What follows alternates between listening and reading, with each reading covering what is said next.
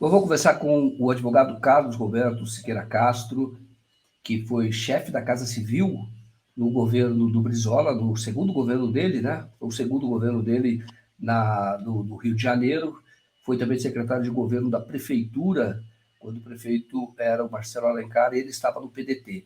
É fundador do PDT e foi muito próximo, mas muito próximo do ex-governador Leonel Brizola. Muito obrigado, Dr. Siqueira Castro, por atender ao nosso convite para esta entrevista. Então, eu já passo a palavra ao senhor, já perguntando como é que o senhor está avaliando a campanha do PDT a presidente neste ano. Bom, muito obrigado pelo convite, Joaquim. É um prazer estar com você. Eu confesso que estou muito desapontado com tudo que eu estou assistindo. Eu penso que o PDT está numa encruzilhada, né, porque a campanha do candidato Ciro Gomes, né, está sendo uma campanha muito agressiva, né, muito ofensiva, muito deletéria, né, à imagem do ex-presidente Lula. Isso não serve a nenhum propósito político elevado, né? Até porque são críticas e acusações muito despropositadas, muito injustas, né? Quando nós estamos vivendo no Brasil um período singular e dramático da vida brasileira.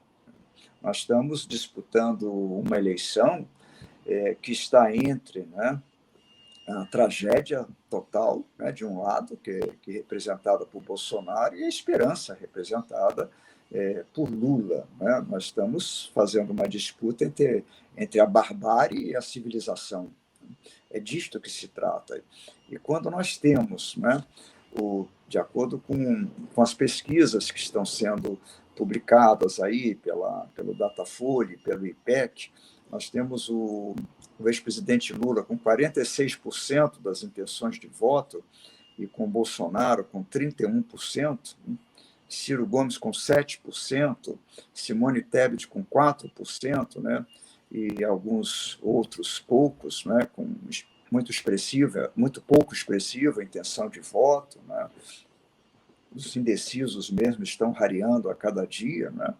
Nós vemos que é fundamental o apoio ao ex-presidente Lula. E o PDT tem um compromisso histórico com a campanha do presidente Lula neste momento da vida brasileira, em que o país está tão dividido, né? Tão esgaçado, né? Tão sofrido, né? Com todas essas insanidades que são praticadas pelo governo Bolsonaro, né, que é, a meu ver, uma pessoa inteiramente desqualificada, né, ignorante, é um boçal completo, né, um irresponsável, né, sem qualquer propósito idôneo, né, e que está provocando aí uma ruptura institucional na vida brasileira com seu discurso de ódio e o discurso golpista. E lembro também que em 89 eu era o coordenador jurídico da campanha de Brizola, né, logo depois da ditadura. Foi a primeira eleição presidencial, já com a Constituinte de 88 promulgada, né. O Collor foi para o segundo turno, né? Brizola disputou com Lula até o momento final ali, houve uma diferença de um para outro de menos de 400 mil votos. O Brizola apoiou o Lula, né? Ele usou até aquela expressão, vamos apoiar o sapo barbudo, não sei se você se lembra, foi muito comentada na época, né? E houve até um encontro na minha casa, né, do governador Brizola com o então candidato, né, Luiz Inácio Lula da Silva, e os apoiadores mais próximos de ambos essas personalidades políticas, né, de altíssima importância para a vida pública brasileira. Né. Brizola apoiou Lula naquela oportunidade. Na eleição seguinte, ele foi candidato a vice-presidente com Lula também. Né. Então, nós temos todo aí um fio da história, como nós gostamos de falar no PDT, que o Brizola usava essa expressão, né, que é exatamente uma linha de posturas, né, de posicionamentos muito firmes sempre, muito enérgicos, que nós apoiamos o Lula, né? Eu não vejo por que não fazer neste momento. Eu compreendo, né, que o Ciro Gomes está no PDT, nem sempre esteve, né? Ele não é um brisolista da primeira hora, nunca foi, mas, enfim, está contribuindo com o nosso partido. Ele traz aí uma biografia importante como prefeito de Fortaleza, governador do Ceará, ex-ministro de Estado, ex-deputado federal, enfim, tem sempre muito a contribuir, né, para a vida brasileira. Mas, neste momento, né, o PDT enveredar, através do candidato Ciro Gomes, em acusações, né, tão ofensivas, tão disruptivas, né, da carreira política de Lula, né, que pode ser considerado, com Getúlio Vargas e com Brizola, um dos três mais importantes líderes populares na vida brasileira. Eu acho isso muito triste, está muito lamentável, e penso, né, sinceramente, que devíamos mudar esse tipo de postura interna partidária. Eu tenho muito respeito, muita estima pelo nosso presidente Carlos Lupe, né, que eu conheço desde sempre, desde que Brizola voltou do exílio, né? Somos companheiros do PDT, ambos somos fundadores do PDT. É um companheiro que se esforça muitíssimo há muitos anos, desde que Brizola partiu, né, faleceu, se esforça muito para manter o nosso partido, né, unido, né, e também crescendo, né, nas aspirações populares, né, abrindo diretórios pelo Brasil afora, elegendo, né, novas gerações de pedetistas, de brizolistas. Isso tudo é muito louvável, é de ser reconhecido por ser de justiça. Mas cometemos um erro neste momento. O apoio à candidatura de Ciro Gomes me parece extemporâneo, me parece inoportuno e pode ser até decisivo para que não tenhamos aí um resultado, né, no primeiro turno, com a eleição do Lula para presidente da República. A eleição vai ser muito disputada, nós não sabemos exatamente o que vai acontecer, né? O eleitor brasileiro ele está muito fragilizado neste momento, né? Seja pela pandemia, seja pelo tratamento que o governo Bolsonaro deu à pandemia, né? Levando a óbito mais de 700 mil brasileiros, seja pela sua postura internacional, que é uma postura debochada, é uma postura que gera incredulidade, gera uma falta de respeito pelo nosso país, terrível, que nos envergonha a todos nós, né?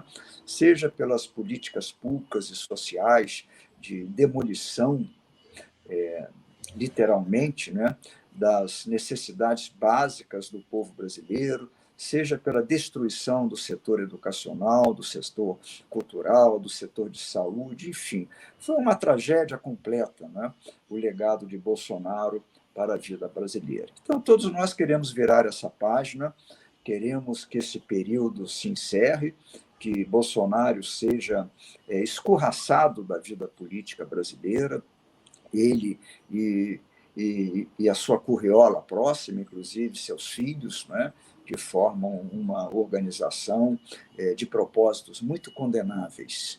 E a eleição do Lula representa realmente um momento de redenção na vida brasileira, um momento de retomada da esperança, em que o povo brasileiro poderá se reencontrar com as suas aspirações mais legítimas, aspirações de pleno emprego, aspirações de uma massa salarial que permita a dignidade do trabalhador, da pessoa humana, né, com políticas públicas voltadas para o bem-estar geral da população, políticas públicas que respeitem os estados e os municípios, né, no grande quadrante federativo do Brasil, que permita políticas de relações internacionais altivas, né, que zelem pelos interesses do Brasil, que zelem pela soberania nacional e que, sobretudo, faça com que o nosso país seja respeitado aí, né, no plano internacional, o que é muito importante. Hoje, o Brasil é completamente desacreditado, né? Eu dou um exemplo da política de meio ambiente, isso tudo é uma grande farsa, o discurso de Bolsonaro. Bolsonaro é ele próprio uma fake news, ele é a síntese do engodo, né? do, do engano, né? de publicidade inverídica, né? E o Brasil precisa retomar aquilo que é o status, né, de credibilidade, de respeitabilidade internacional, né? O Brasil tem a escola do Itamaraty, a escola do Barão do Rio Branco, né, que sempre se ocupou dos grandes interesses nacionais e jamais descuidou das suas alianças. É profundamente triste, incabível ver um presidente da República do Brasil, né, xingando, né, a esposa do presidente da França, né? Isso não tem nenhum cabimento. A França é um país amigo do Brasil, relações muito antigas, né? É o país que é berço do iluminismo, dos direitos humanos, né? O Código Napoleônico de 1804, né, é a matriz do Código Civil brasileiro, né? E assim também no direito constitucional, a influência francesa na cultura e na vida brasileira é muito intensa, né? Então, isso tudo nos leva a um estado, né, de de tristeza mesmo, de melancolia, de ter que assistir tudo isso. Mas, felizmente, né, o processo político continua, ninguém domina para sempre o processo político, nós temos eleições em 2 de outubro, né, resta esperar, né, que o povo brasileiro, né, e eu falo a família brisolista, a família pedetista, né, possa eleger o Lula e virar essa página de uma vez por tudo, e descortinar aí novos tempos, né, para o nosso país, para o povo trabalhador, para a família brasileira, né, com respeitabilidade, com dignidade humana, né, com compaixão, com solidariedade cristã, que é o que todos nós sinceramente desejamos. Tá certo. Doutor Seguela Castro, bom, o senhor falou, vai votar no ex-presidente Lula. E o que o senhor diria, então, para outros brisolistas que estão hoje no PDT, a respeito desse momento histórico? Olha, Como eu, deve se comportar? olha, eu acredito que todos temos que fazer um exame de consciência, temos que percorrer o fio da história, né, os momentos em que Brizola e Lula tiveram juntos, né, na campanha de 89, depois Brizola foi vice do Lula. A identidade programática dos dois partidos, o PDT e o PT, ambos são partidos de bases populares, são partidos que professam, né, a igualdade social, que querem ver o trabalhador brasileiro, a família brasileira, né, livre dessa ordem de dificuldades que nós temos hoje, que possam ter salário digno, né, poder educar seus filhos, transporte público de qualidade, escola pública em tempo integral para seus filhos e netos, né? E isso tudo são aspirações, né, de ambos os partidos. São, a meu ver, agremiações partidárias co-irmãs, que sempre tiveram como inimigos, adversários, né, as elites mais irresponsáveis e mais egoístas da vida brasileira, né? Ambos os partidos e os líderes sofreram no período da ditadura militar, é claro que o Brizola sofreu muito mais, Brizola foi o arqui-inimigo da ditadura militar, e eu estava já com ele naquela época, né, e pude testemunhar o grande sofrimento que foi para a família Brizola e para os companheiros que foram perseguidos pelo regime militar, foram torturados, foram banidos, foram exilados ou simplesmente desapareceram sem nenhuma notícia digna e responsável, né? Então, Brizola é um líder popular por excelência, né? A campanha da legalidade mostra isso, né? A bravura, a coragem de Brizola, né, para enfrentar as forças golpistas que, desde aquela época, já pretendiam, né, inviabilizar a posse do presidente João Goulart, e que, inclusive, impuseram um parlamentarismo de fachada. O parlamentarismo foi sempre uma panaceia no Brasil para mistificar o golpe, né? E Brizola foi contra. Depois tivemos a consulta plebiscitária. O povo brasileiro soberanamente escolheu o regime presidencial de governo, né? E depois tivemos o golpe, né? Que as elites brasileiras irresponsáveis. Eu não falo todas as elites brasileiras, porque nós temos parcelas também da elite social e política que tem responsabilidade histórica e que quer o bem do país, tem bons propósitos, mas temos, sim, as elites reacionárias e responsáveis, né? E que se uniram lá às Forças Armadas para derrubar o presidente legitimamente eleito, que foi João Goulart. E eu falo legitimamente eleito porque o nome do vice-presidente da República, naquela época, de acordo com a Constituição de 1946, ele era sufragado pelo povo. Sim. Tanto é que o presidente eleito, né, em 61 foi Jânio Quadros, né, e o vice-presidente foi João Goulart, eleito, né. O candidato a vice de Jânio Quadros era o ex-governador de Minas, Milton Campos, né, mas o Jango foi eleito pessoalmente vice-presidente da República, com uma eleição estrondosa, né.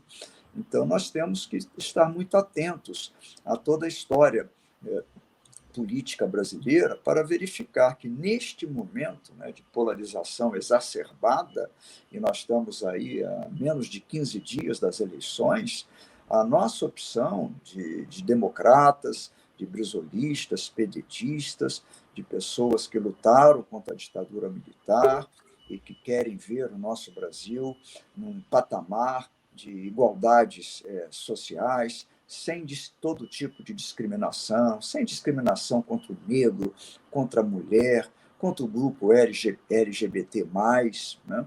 E queremos realmente um país que seja vencedor dos preconceitos e que possa professar aí a igualdade regional e social nesse território continental, que é o território brasileiro. E esses brasileiros, portanto, a meu ver, devem fazer uma reflexão muito profunda e votar maciçamente, né, no ex-presidente Lula, né, porque nós estaremos votando na esperança, estaremos repudiando a barbárie, estaremos repudiando o discurso golpista, o discurso do medo, né? Enfim, todos esses estereótipos, né, que não agregam qualquer valor ao processo civilizatório. Lula é o nome do momento, eu vou votar em Lula. Tenho notícia de que muitos companheiros do PDT estão também refletindo, né, nesta mesma sintonia, né, apoiando o Lula, e o Ciro Gomes terá que se convencer de que o momento é outro e que nesta fase nós não podemos ser um complicador, não podemos ser um partido político, um grupo de líderes e de eleitores, né, que poderiam, com a sua ação irrefletida, favorecer, de alguma maneira, a reeleição de Bolsonaro, que representaria a tragédia total para o povo brasileiro. Tá certo. Doutor Siqueira Castro, hoje, também quando o senhor falou, fez essa manifestação na coluna Mônica Bergamo, o presidente do PDT, o Carlos Lupe, ele disse que respeitava a sua opinião, mas ele disse exatamente que o partido já foi alvo dos petistas, e as aspas dele publicadas pela Mônica. Nós somos democráticos e respeitamos opiniões divergentes, mas meu amigo Siqueira Castro sabe bem o quanto Brizola sofreu de ataques do PT e do Lula. Isso não é exatamente verdadeiro, né? Quer dizer, houve, de fato, muita divergência política, mas em muitos momentos estavam juntos, né? Mas isso é natural, mas isso é que é a grande diferença, né, entre divergentes, né, e de inimigos. Nós nunca fomos inimigos do PT, o PT nunca foi inimigo de Brizola ou do PDT. Nós tivemos divergências pontuais, até porque disputamos campanhas, e disputamos muitas vezes na mesma base eleitoral. que são as bases populares da vida brasileira, né, de eleitores até 2, 3 salários mínimos, né, dos desalentados, dos desempregados, né, das comunidades faveladas, né, dos negros, né, que exemplificam aí o racismo estrutural da vida brasileira, né, que muito nos envergonha até hoje, né, sempre disputamos, né, a representação feminina, né, conscientes da importância do papel da mulher na vida brasileira, na vida do trabalho, na vida familiar, enfim. Então, nós tivemos disputas legítimas. Isso não é nada condenável. Lula teve o seu projeto, Brizola teve o seu projeto, cada um com o seu partido, né, com as suas alianças, né, com seus correligionários, mas nada disso nos envergonha. Nunca ninguém fez o tipo de acusação que hoje está sendo feita pelo candidato Ciro Gomes a Lula. Brizola nunca desmereceu Lula e Lula nunca desmereceu Brizola. Nós estamos num nível de elevação de disputa política completamente diferente desse que estamos hoje, até porque não tínhamos ali no cenário político brasileiro esse barbarismo, né, que representa o Bolsonaro, né, que é um ignorante completo, um homem sem valores, né, nunca passou aí tanto tempo no Congresso Nacional, nunca ofereceu um projeto de lei estruturante da vida brasileira, muito pelo contrário, sempre foi um fisiológico a defender interesses próprios e familiares, né, e nunca esteve preocupado com o Brasil, nunca assumiu a bandeira das grandes lutas democráticas do nosso país. Então, nós não podemos nem de longe comparar a disputa Brizola e Lula, né, com o que nós estamos assistindo hoje, a disputa de Bolsonaro com Lula. E tudo que eu não quero, a esta altura da minha vida, depois de ter vivido tantas lutas democráticas, né, é ver o meu partido, o PDT, sendo aí um complicador, um facilitador da reeleição de Bolsonaro. Isso, certamente, todos nós, brizolistas e pedetistas, não desejamos isso. Agora, isso exige uma reflexão, uma parada técnica para avaliar o quadro político brasileiro e ver que, no momento, o nosso compromisso histórico é eleger o ex-presidente Lula, né, como eu pretendo efetivamente fazer. Que ótimo. Doutor Siqueira Castro, eu não sei se o senhor acompanhou esse episódio, mas parece que em 2002, o Ciro era candidato, o Brizola já apoiou o Lula no primeiro turno, pelo menos isso é a lembrança do Leonel Brizola Neto. O senhor tem informação sobre isso? Não? Eu creio que sim.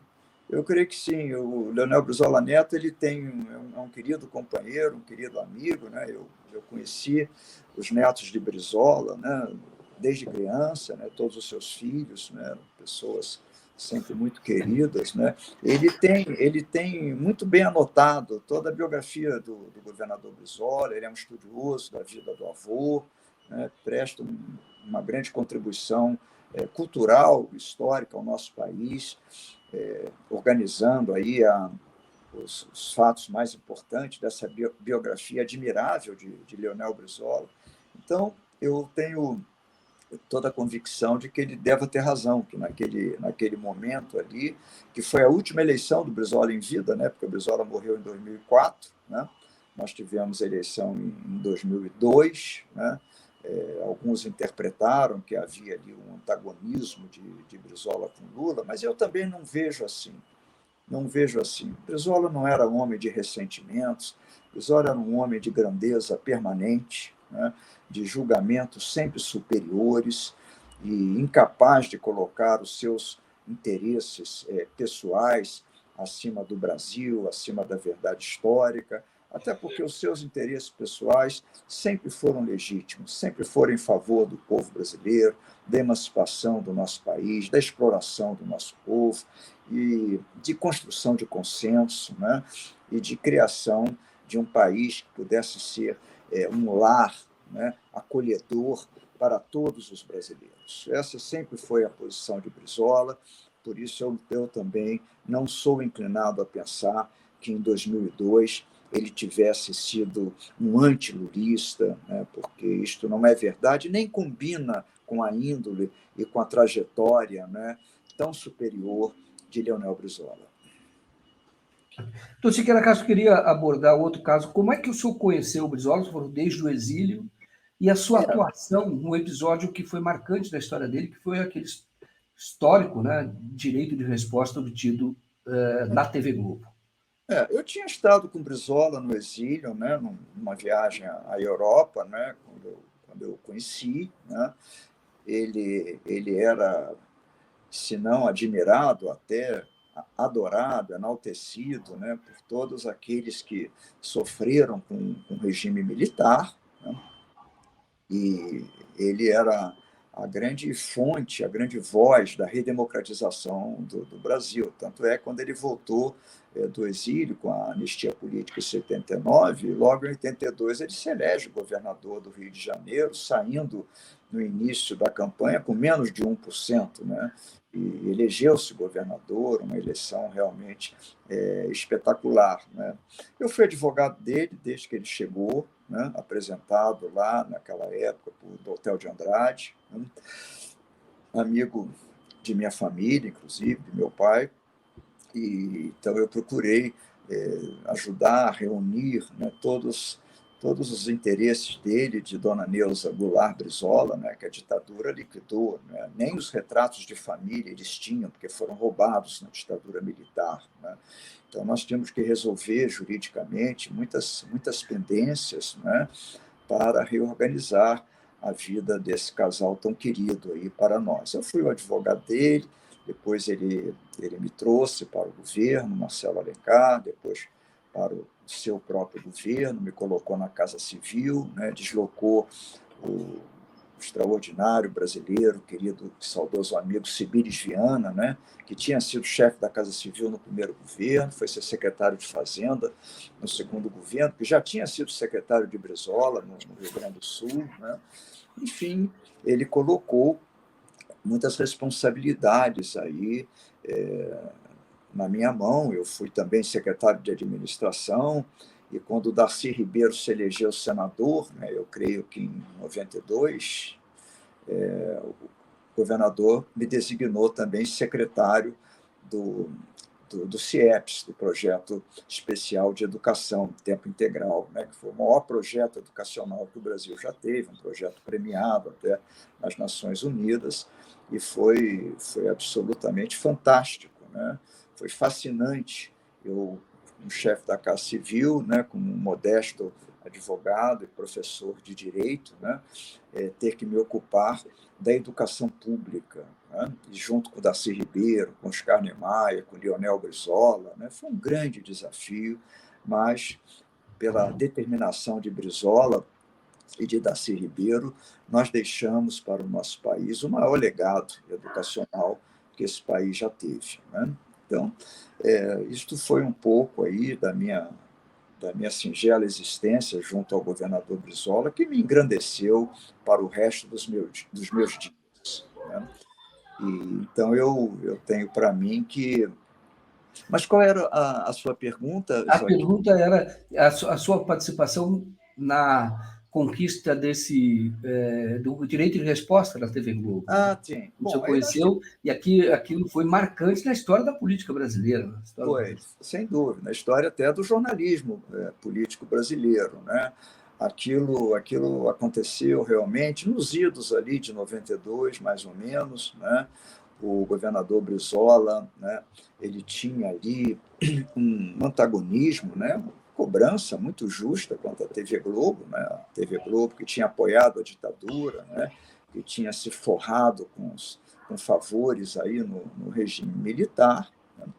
E então, quando foi construído lá o sambódromo, né, no governo Brizola, né, por ele próprio, Darcy Ribeiro, fazendo aquilo um grande palco de alegria, né, do carnaval brasileiro, para todo o Brasil, não apenas para o povo do Rio de Janeiro, para os cariocas. Brizola faz uma fala dizendo que a prefeitura não devia conceder os direitos de exclusividade ao televisionamento do carnaval lá no Sambódromo, né, porque ela sempre foi crítica à construção do Sambódromo, como foi crítica às grandes intervenções, né, do Brizola, né, na administração pública do Rio de Janeiro, da capital do Rio de Janeiro.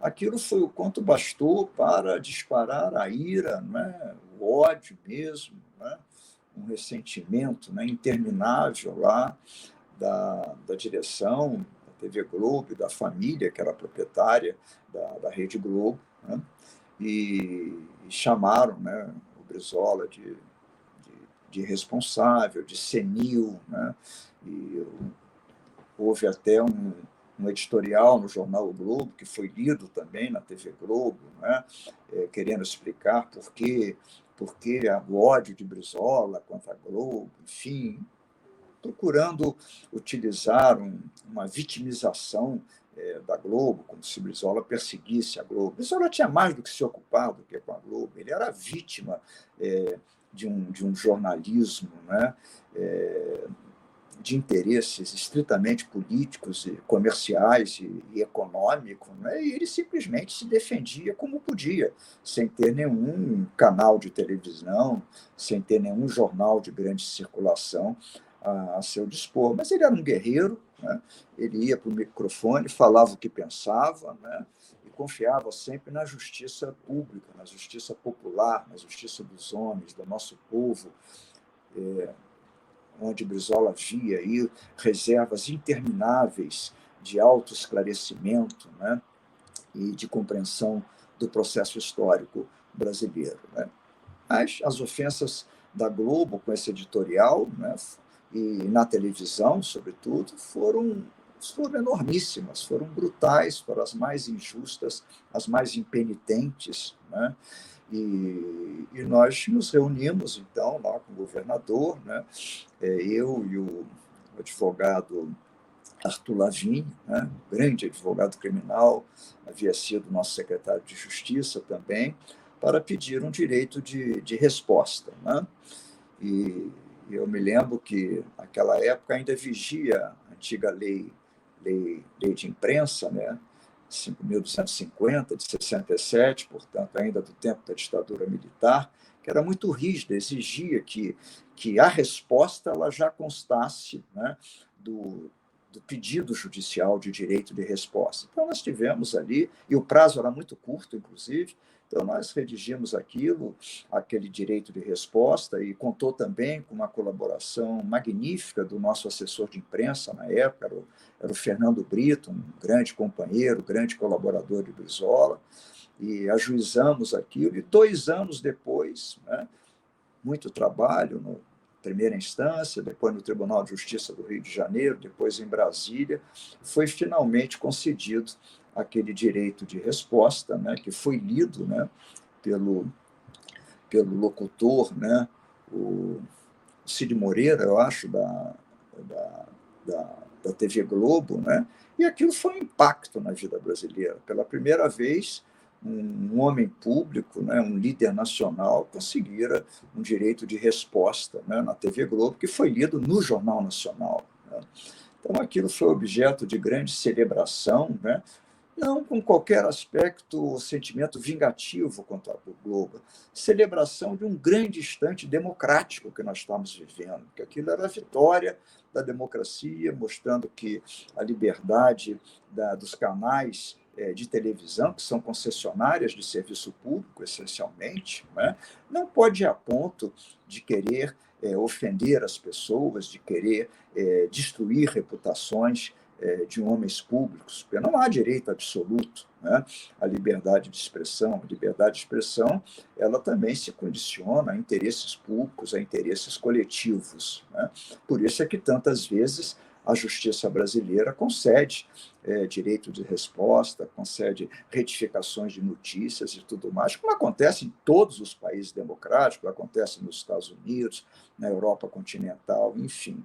Mas aquilo realmente me orgulha muito, engrandece muito as minhas experiências de vida pública, por ter podido, né, junto com Arthur Lavigne e Fernando Brito, né, Brizola me incumbiu, inclusive, de ser o supervisor desse assunto e do texto final, né, o que eu procurei fazer, né, com a melhor das minhas energias, né, e criatividade, para que o direito de resposta não fosse vetado pelo juiz, porque pela antiga lei de imprensa não poderia haver retorção, né, você não poderia responder a uma difamação praticando outra difamação, ou responder a uma calúnia praticando outra calúnia. Nós tínhamos que ser absolutamente verdadeiros, né, ao mesmo tempo enérgicos, emblemáticos, né, mas seguindo ali os limites muito estreitos da antiga lei de imprensa, que depois o Supremo Tribunal Federal acabou revogando, né,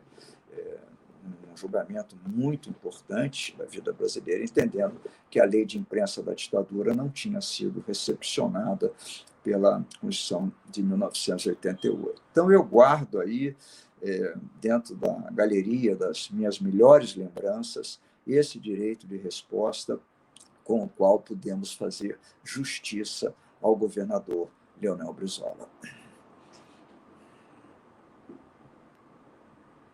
Tá aqui. O senhor se lembra como que foi que ele reagiu quando vocês conseguiram aquele dia de resposta, que mostrou naquela ocasião que a Constituição do Brasil era para valer, que a lei era para todos e que tinha que cumprir. Me pareceu assim na ocasião. O senhor se lembra a reação dele, do ponto de vista político, quando ele disse você terá o direito de resposta? Porque eu acho que demorou 4 anos para que fosse publicado aquele direito de resposta. O governador Brizola, o convívio com ele era muito agradável, antes de tudo, muito ameno, muito fraterno. Ele tratava os seus colaboradores e amigos próximos com muita consideração e de uma forma muito engraçada, sabe? Porque ele contava aquelas histórias do campo, né? do gaúcho, né? Do gaúcho de fronteira, né? E ele tinha uma maneira muito deliciosa de contar episódios, de contar fatos, né?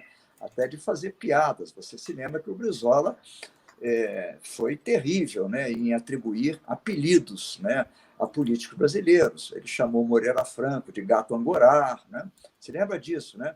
Chamou o Paulo Brossard de Rui Barbosa em compota, chamou a Benedita da Silva de Rainha de Sabá. Enfim, ele tinha uma maneira muito pitoresca, muito agradável, apesar de todo o sofrimento que foi a sua vida, de perseguições políticas na ditadura militar, ele não perdeu o bom humor, o estado de espírito.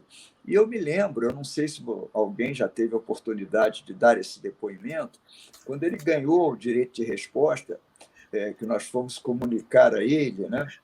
Ele usou uma expressão, ele falando assim, não é possível, ganhamos, puxa vida.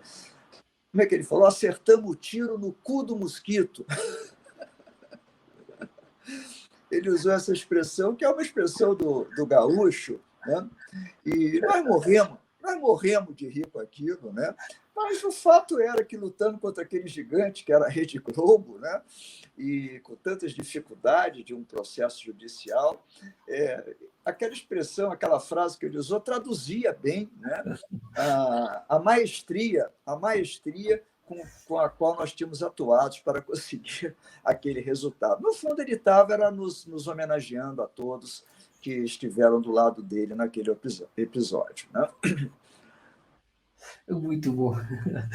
O momento, a convivência, para a gente encerrar, a convivência com o Brizola deve ter sido muito rica do ponto de vista pessoal para você, né? Muito, muito. Até hoje eu me lembro, sabe, dos grandes lances, das tiradas dele. Brizola era um homem de princípio. Brizola tinha um raciocínio binário. Para ele, o que importava para ele é o que era bom para o povo brasileiro, o que era ruim contra o povo brasileiro, o que era bom para o Brasil, o que era ruim para o Brasil. Ele não tergiversava. Ele tinha aquela intuição, sabe, que são próprias dos índios, né, que colocam o ouvido na terra, encostam o ouvido na terra para se orientar para seguir as suas tradições, né? Brizola era um homem assim, de uma simplicidade absoluta, sem nenhuma ambição material, nenhuma. Vivia modestissimamente no seu apartamento de Copacabana, na sua fazenda lá no Uruguai, em Durazno, né? Que era uma fazenda muito simples, muito modesta. Para você ter uma ideia, um frio desgraçado lá, de vezes que eu fui, não tinha nem aquecedor, sabe?